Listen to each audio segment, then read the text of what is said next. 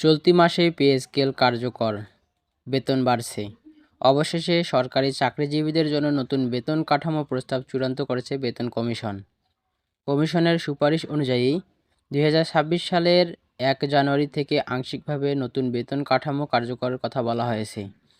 2026-27 অর্থবছরের প্রথম দিন অর্থাৎ আগামী 1 জুলাই থেকে পুরো মাত্রায় বাস্তবায়ন হবে।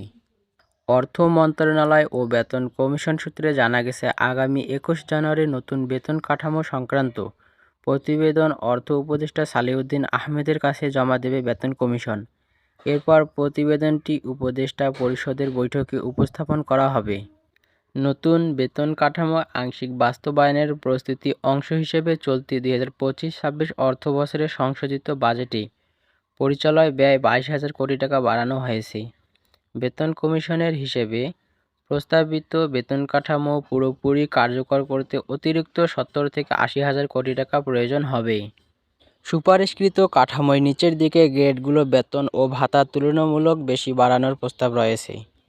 কমিশনের হিসাব অনুযায়ী বর্তমানে সর্বনিম্ন বেতন 8,250 টাকা, যা দ্বিগুণেরও বেশি বাড়ানোর সুপারিশ করা হয়েছে। অন্যদিকে সর্বোচ্চ ধাপ বর্তমানে বেতন 78,000 টাকা, যা বাড়িয়ে 1,20,000 টাকার বেশি করার প্রস্তাব করা হয়েছে।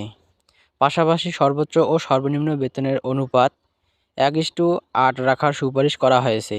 গত বছরের 27 জুলাই সরকারি চাকরি কর্মচারীদের জন্য নতুন বেতন কাঠামো নির্ধারণের লক্ষ্য বেতন কমিশন গঠন করা হয়। সাবেক অর্থ সচিব ও পল্লী কর্মসহায়ক ফাউন্ডেশনের চেয়ারম্যান জাকির আহমেদ খানকে কমিশনের প্রধান করা হয়। 21 সদস্যের এই কমিশনকে 6 মাসের মধ্যে প্রতিবেদন দেওয়া নির্দেশ দেওয়া হয়েছিল। এই ছিল পে স্কেল আপডেটের সর্বশেষ খবর। যদি ভিডিওটি ভালো লেগে থাকে সাবস্ক্রাইব করে পাশে থাকুন।